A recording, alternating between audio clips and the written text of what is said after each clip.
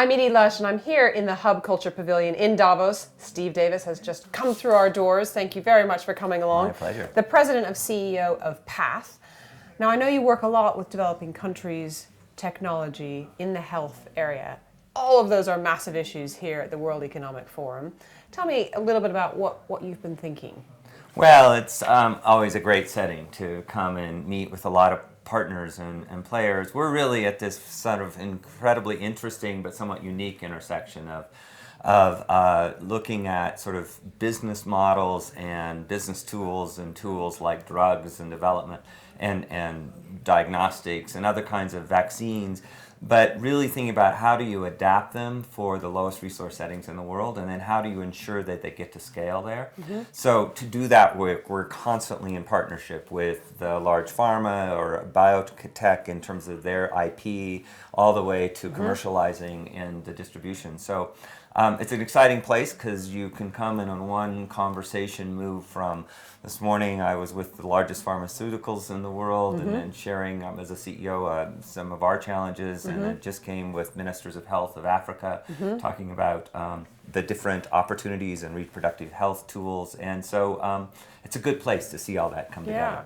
Can you give me a story about a journey, for example, that you've seen with one of the things that you've done with a vaccine or something in terms of you've made a difference? I mean, one of the great stories that has not been well told yet is a story about a disease that we know here in Europe and the rest of the world, meningitis, and a particular strain of meningitis in North Africa actually debilitates a wide swath of Northern Africa every year, making sick, deaths, and it's actually one of the most feared things in Northern Africa families and in sort of the North Sub-Saharan region. And so about 12 years ago, there was a commitment to say, we actually know how to prevent that, but we don't have access to it, and we don't have quite the right strain. So through a very aggressive collaboration where we brought pharmaceuticals together and foundations and ministers of health and the WHO and Indian manufacturers, we actually went through a very aggressive process to create a vaccine that was at such a low cost that now we are distributing, immunizing over 100 million kids in that region, none of whom have gotten meningitis after the last year. So kind of a great story of public-private partnerships, people coming together, being smart, and being about cost is what matters to get access to the poorest.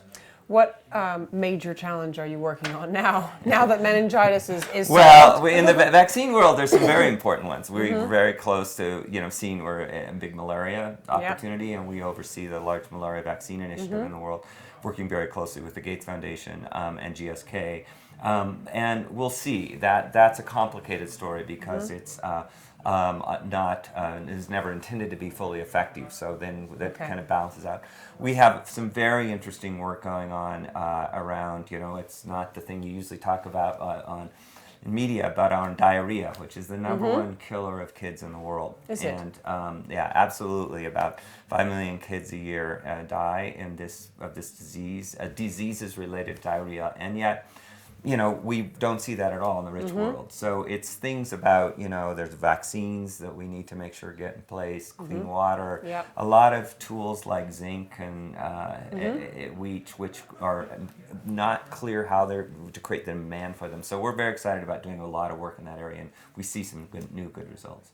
Gosh, it's been absolutely fascinating speaking to you, Steve. I really appreciate your time here in the Hub Culture Pavilion at WEF, and I'm Edie Lush.